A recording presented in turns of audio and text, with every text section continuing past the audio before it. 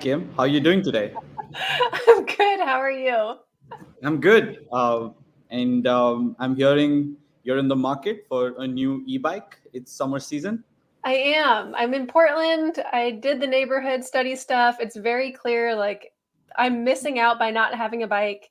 Because right now I do a lot of walking with the dogs, and we have a couple hills. Like, if we get to Cathedral Park, like it's a very steep, incline. Then I'm like, I, it's out of my physical ability to bike that hill Yeah, comfortably. yeah, And I think I'd like to expand my travel range with a bike without having to worry about parking. yep. That makes sense. So, I mean, parking's always been difficult, and the people you see around you when you're driving. Do you see a mhm. variety of e-bikes around you, or are you able to distinguish? Hey, this is a normal bike. This is an e-bike. Yeah. So last night I went down to, there's a neighborhood called Alberta Street. And the Alberta neighborhood, I was out there with Emmy, my dog, and we were like watching people go by as we had dinner. And there, I saw several e-bikes because you can tell because they have that like battery pack and they look a little different. So I was surprised. I don't know if I even saw any regular bikes. Like I think e-bikes are the thing in Portland, That's and awesome. I'm so behind, and I don't know which one to get. I've been getting a lot of Instagram ads for like the Obviously, collapsible e-bike, the disassembly e-bike, the super tough mountain e-bike, and I'm like, I don't think I need. But I don't know where to start. There's so yeah. many options. I know, right?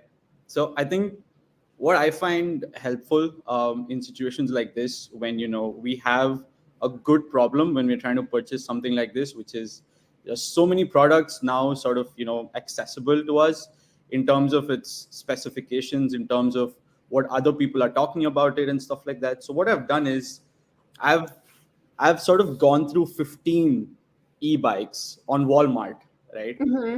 And I never thought I would ever be looking at e-bikes on Walmart, but they're actually there, and thousands of people have purchased them.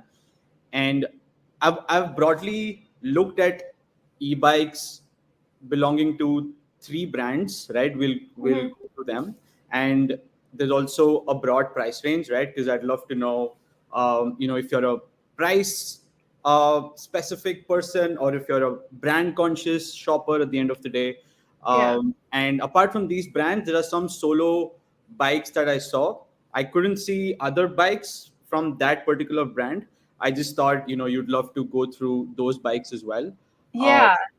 Yeah. Because one of the things that I'm looking for, especially when I'm getting so many Instagram ads, is like I don't want to get scammed, right? Like I see the bike and like some of them are $1,000, some of them are $3,000, and I couldn't tell like what makes a $3,000 bike so different than a $1,000 bike. yeah, And like then one will come in for a few $100s, and like why is it so different? And like is it a scam, yeah. or does it have benefits, and do I even need those benefits? Like I don't know. I don't even know what kind of buyer person I am in the bike market because I'm new to it. Yeah, I mean, with the kind of technology behind e-bikes, right? At the same time, the technology with which we can actually go through different products and what are their strengths, what are their weaknesses, that technology is also improved. And I'm glad Luminoso is a part of pioneering that technology. So here's what we're going to do. Here's what we're going to do, right?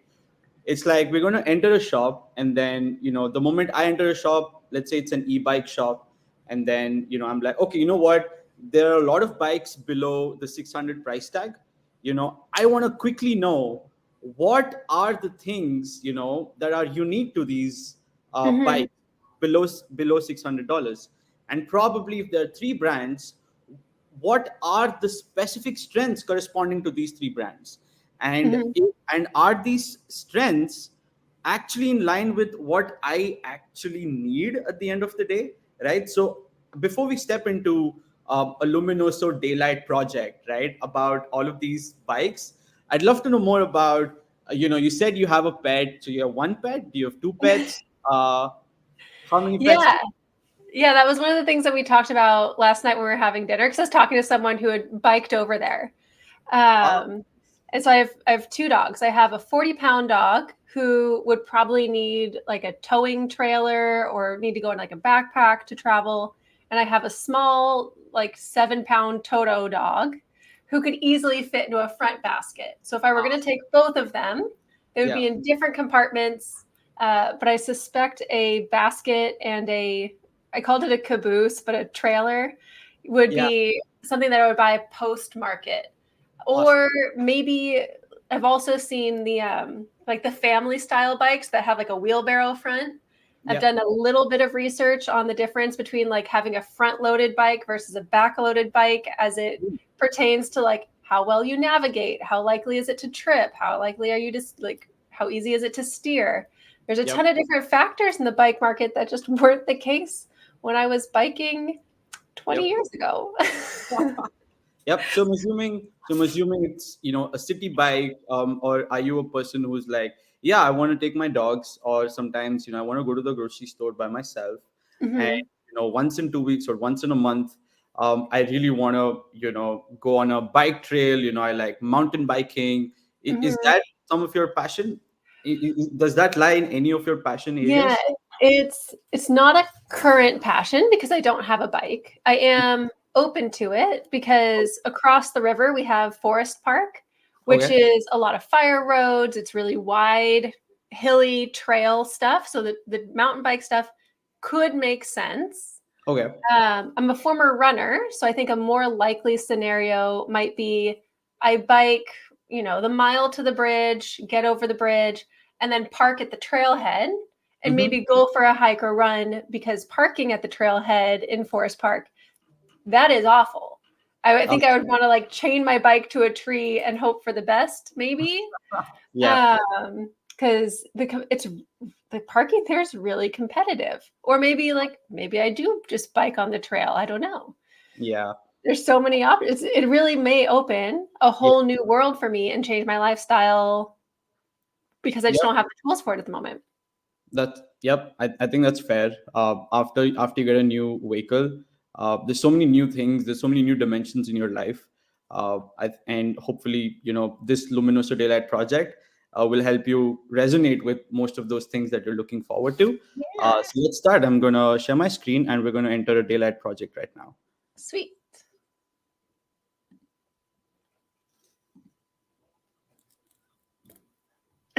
The focus face. Um, all right, so before we put your screen on stage, there we go. Cool. Are you able to see my screen? Yes. Awesome. So we're going to explore 15 e-bikes with the help of just one daylight project, right? Even if you have 100 more e-bikes, you can still analyze all of them in the same amount of time with the same accuracy.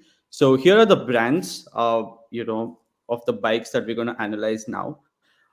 First things first, I'd just love to quickly show you, from a brand specific lens, I'd love to show you what really distinguishes each of them with a feature which is called Galaxy. It really breaks down the different themes that are unique to that particular brand if we select that brand. And it's able to tell us what's actually present in the data set. What are the different relationships between different concepts? What are people saying? Are people talking more about the product features? Are people talking more about how they feel about it? There are different themes that are there in the data set. So, would that be a good place to start, according to you? Yeah, yeah. Because I see in orange at the top, I see purchase and packaging. I see Yes. tires and handlebars. I see battery and pedals, Yep. and then hills and miles and commuting. So I see the application there. Yes. Motor stuff is out of my technical wheelhouse. So I think we Uh, may need to explore what goes in there because I don't Yes. know the power of a 500-watt motor. Like my last Yes. bike didn't have one. Um, and then fantastic offers. Cool. Interesting stuff. Yep. So Daylight has this amazing capability to be able to auto cluster.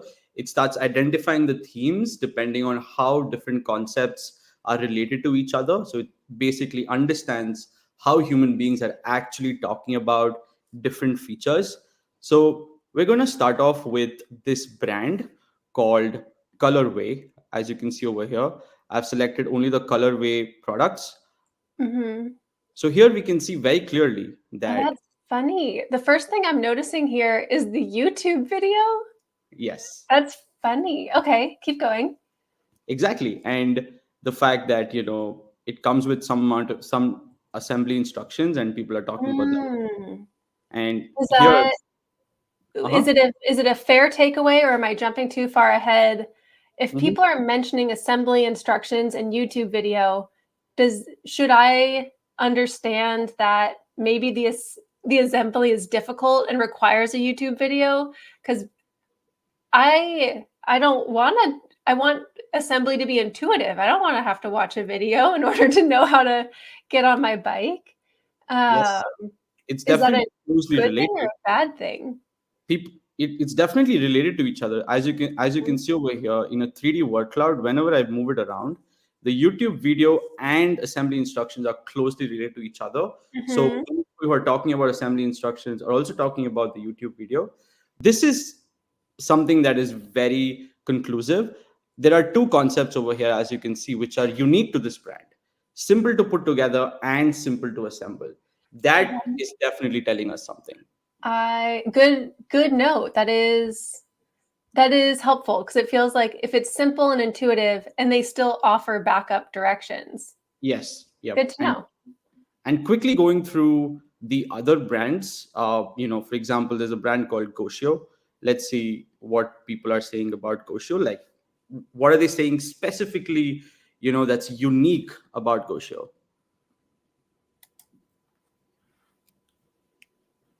And we're going to click on unique to this filter. Voila. Wow, this looks Very complete. technical. Yeah, it's very 50 technical. miles is far. But Uh-huh. yeah, that has the battery size, the lithium battery, the motor provides. Yeah, so this doesn't have the same, I don't see any mentions of assembly like we saw in the last data set. Yes. Uh, Many customers these days on e-commerce platforms are very conscious about the sustainability attributes of the product, right?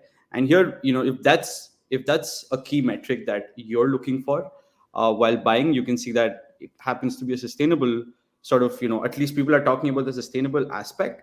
It's talking about female riders. mhm. Interesting. Quickly going through, probably another brand that we've captured is Kistip.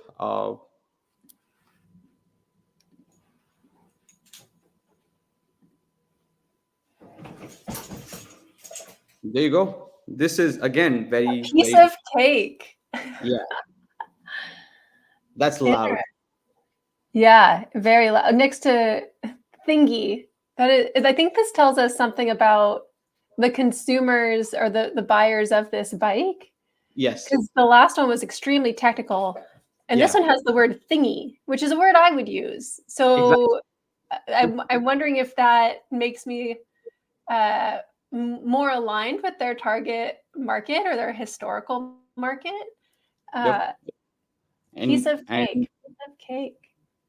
and this is interesting. I think, I'm somebody who does not charge their electronic devices on time, like it's usually at 3% or 2%. And I'm I on think the edge. and I think that's another habit or a nuance that we need to pick up when we buy a product like this. We need to incorporate, the process of charging as part of our day-to-day chores. But hey, with a good battery, it's always a good thing for a customer like me. How does that resonate with you? It lasts forever, apparently. Yeah, I'm curious because I think I tend to be uh, compelled more by specifics than like broad stroke terms. Yes. So what does forever mean? Does it mean like a 3 hour ride? Does it mean like what does it mean between charges? Like I don't Hmm. quite see that, but I think it's that could either speak to the bike or the type of consumer, right? Because I don't necessarily expect totally dig, super comfy, freaking thingy. Like there's a lot of very colloquial like terms and not a lot of specifics. Yes. Yeah. Um, when is what are the overall themes for this bike brand like? Because Mm-hmm. maybe that's just their niche market, but Mm-hmm. are they talking about the more technical terms? Maybe it's just overlapping with something else. Well, we. Oh, I'm so Well, I sorry. think I'm looking at it because it just has battery. It doesn't have the same voltage or anything like that. I don't see a Yeah. ton of like miles per hour. There's like a 15 miles per hour. Yeah. But it looks like this is just a less technical bike. This is a more accessible, probably a pretty bike. I'm Yes. guessing that this is probably a very aesthetic Yeah. uh, one that's maybe better for Instagram than for someone who's commuting to their engineering job. But yes, I think this brand we've sort of incorporated three different bikes, different Mhm. genres. We have a city bike over here, and then we also have a mountain bike, an electric mountain bike for adults. So we can also go deep down and select just one product and see what are the unique elements for this one product. So this is not one brand, this is just one product, uh, Mhm. and this is the mountain bike product. So we can see that it's not that comfortable, right? Because a mountain bike, there's a particular posture at the end of the day, and and many people are saying that it's not really comfortable. But if we want to get into the actual verbatims, we can see that people are saying putting it was easy. That's a plus point, but the seat was a little uncomfortable, right? So now we exactly know that, okay, within the same product, some of them still have some particular areas of improvement. uh, but now I'd love to know where your mind is. What are some of your thoughts, so that we can use daylight accordingly to sort of go ahead in our decision, to choose the electric bike, which makes a lot of sense. Yeah. So I think I would want to compare what I do when I'm looking at Amazon reviews or I'm looking at Walmart reviews is I tend Hmm. to filter it for ratings. So I want Okay. to see what makes a 5-star rating and Hmm. then maybe compare it across brands Hmm. and then maybe look at the language of a 1-star rating and Hmm. compare that across brands to see like who has the nicest share of the 5-star market and who has the nicest share of the 1-star market and Hmm. maybe kind of figure it out from there because I want a good bike. Hmm. Um, but that's Interesting. I think you brought a very good point, right? When we actually want to compare, let's say your product is a 5-star product, mine's also a 5-star product. But the reasons for which your product has a 5-star rating and the reasons enabling my 5-star rating can be widely different, right? mhm, As a customer, we need the exact attributes that are in line with what we need. And if it turns out, there are 10 strengths and there's one weakness for a particular product, and if mhm, that one weakness is the actual thing where you need it to be good, well, that's a bummer. But you still did your job of like buying a 4.5 plus product, but you're yeah. still not getting what you're looking out for. I think that's why it's an excellent question. So what we're going to do here is actually see what are the true strengths, what are the unique strengths across these three brands. So we have Colorway in the first column, Goshio in the second column, and Kistip in the third column. So we're only analyzing the unique strengths over here. Are you able to see my screen? Yes, yeah, I see it. Awesome. So I think here, for Colorway, we do see that tutorials, right, is out there whenever people are talking about it. So I think you're going to have a really easy time. It's the process of setting it up or assembling it will be smooth. There's a high probability indicating that. And there's another attribute here, there's another concept here around offers. So probably a quick scrape online, looking for offers for Colorway might really help you get a good price. So moving on with Goshio, we do see that the tires are specified over here. It's meant for female riders. The brand is sort of resonating with female riders. And at the same time, we also see that, it's a sustainable bike, it's eco-friendly. And when we talk about the third brand, battery, like we mentioned, that is screaming on top. And some of the things that these customers are talking about is that, uh, again, this is easy to implement as well, but this is confusing, right? Some people are saying it's easy to put, but some people are definitely saying that it's confusing. Now, how are you taking, how are you absorbing these unique strengths pertaining to these products? Yeah, I think if you go back to the Galaxy view, I Mhm. think I would still like to see the unique to 5-star versus 1-star reviews Okay. across all brands, just to see like what makes a 5-star e-bike, regardless of brand. Ah, Um, so yes. if you clear the product and just look at the rating for a 5 and then unique to filter. There you go. All right. Adventure, Adventure, convenience. landscapes. Okay, so reliability is something that I think I would be interested in. I Mhm. remember female riders being specific to a brand, which Yes. gives me a little bit of a clue that this is Yeah. the target market. Let's look at the top concepts by prevalence for Yeah. this subset, maybe the top 50.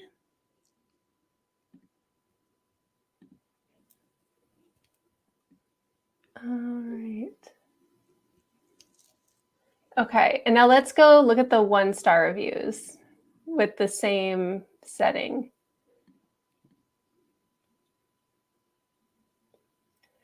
There's Walmart, returned, email, refund, refuse. So it sounds like the 1-star reviews are maybe less associated with the bikes themselves and Yes. more the fact that we are looking at the reviews from walmart.com. Yes. I mean, other than, the concepts associated to the platform where they purchased it, Mhm. we have things around the brake, the wheel. Is Uh, Vivi one of the brands? So Vivi and is it Gocio? yeah. Yes. Yes. Uh, It should be the parent company, I believe. yeah, okay. Because it's interesting to see a brand name in the unique to 1-star or in the prevalent 1-star reviews when I Yes. don't think we saw that in the 5-star reviews. Yeah. I Uh, mean, there's no single product or a single brand which is sort of uniquely present. mhm. That definitely tells us something about the brand. Which which makes sense when there's almost 10,000 5-star reviews to go through that, everybody's got a share of that. But the Yes. 1-star review bit's pretty interesting. Mhm. I have another question before we Mhm. pivot. Can we go to Okay. volume and view these 50 terms by product? Yes, we So, totally like, or can. by category. So it's the same list. No, Yes. oh no, the same 1 and 2-star list. Oh, you want to go through the one and two? Okay, Yeah, the same list, but I want to view it by category of product. there you go. And it's already sorted by volume. I think I want to look at just the exact matches. Hmm. Yeah. So who has this? Okay, so it seems like one brand is coming up with a lot of the things, and Yes, that feels like maybe it's not. Oh, but it's also by number of matches. I think I want to go by percentage yes. because one product that has the most reviews. There'll be a bias, right? Yeah, so this Hyper Bicycles, they've got a lot of that 1 and 2-star language in it. Yes. But someone else has a bad seat. Did you see that? Seat with 53 matches on the far right. Yeah, I think that's the only brand. I think that and this. I think both of them happen to be from the same brand as well. So Hmm. that's And pretty. then delivered someone else has delivery issues on the far left. Yes, Caroma, and Oh, interesting. this happens to be the hyper bicycles one. Uh, Hmm. yes. All right, let's flip it over to those 5-star reviews and see who's getting the good. Yes, Uh, but yeah, and this is an interesting part again when they're talking about the chain, they're not mhm. talking about the chain when it comes to any other brand except Hyper Bicycles. That's a good point. Can we look at the documents for chain? 100%. All right, plastic chain comes off. Wow, Um, it was a Christmas Day letdown. That's oh no. chin Gear itself. shifter. Tangled. It's interesting that the other bikes aren't having it. Can Yes. we can we look at this brand? Can we go to like Google image search for that brand chain? And maybe that will give us like a visual clue for because Uh, I'm sure someone posted a review with pictures and yes. that's a pretty strong signal. Let's do this. Hyper bicycles chain. And probably images at the top. Um, or maybe chain fail. Or it looks like someone I saw a pretty organic looking picture. Oh yeah. Derailleur hanger keeps falling Yeah. off.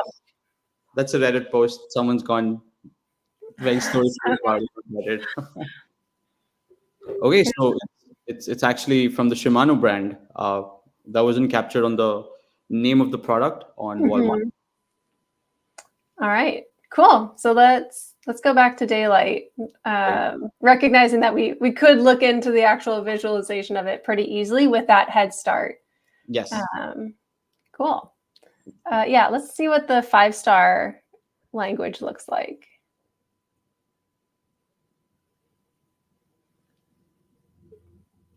So there's one column that really sticks out to me as having the most.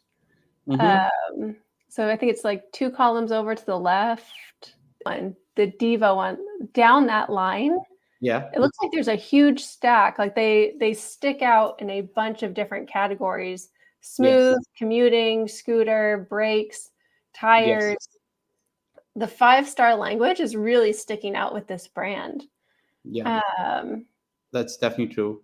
that's There's probably up to some extent we have the first column where they've got almost that language in some of the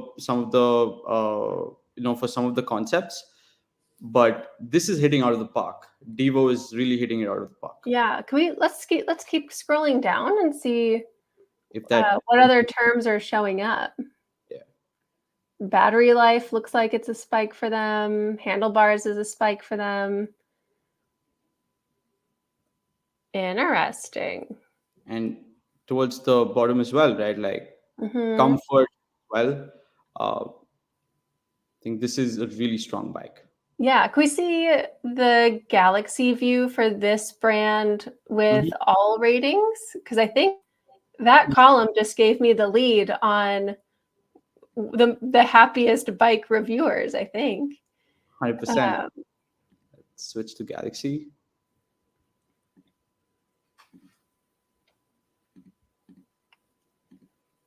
Convenient. It has a phone holder and a basket. Oh, they're in a trunk. What? Lightweight. Good to know. Uh-huh. Um, can we see what these terms look like in sentiment? 100%. Because I want to see if there's any detractors that are unique to this brand. Uh, slopes. Oh, let's look at those 11 reviews. Slopes are hard. Oh, that one has a lot of terms. Yeah, go ahead and click on that. Let's see. Fun to ride. Grocery store. That was on my list. Shopping bags. That's on my list. Um, It can be a challenge to climb uphill. my neighborhood's mostly flat, and part of the hills are not part of my routine anyway. So Mhm. I think I can make peace with that. What else are Mhm. people saying? That's exactly what he said. On flat ground, this is great. Okay, yeah. Let's keep it includes the basket and phone holder. Okay. Yes. All right, what else do we have? My first electric scooter. Yes. All right, I'm a beginner. That sounds like me. Yeah. Um, can we go back to Google Images and see what this bike looks like? And I was the about to price ask you. 415, huh? Yeah. Oh, it's like a So standing scooter. It's not even a bike. That sounds like a very reasonable choice for my lifestyle, actually.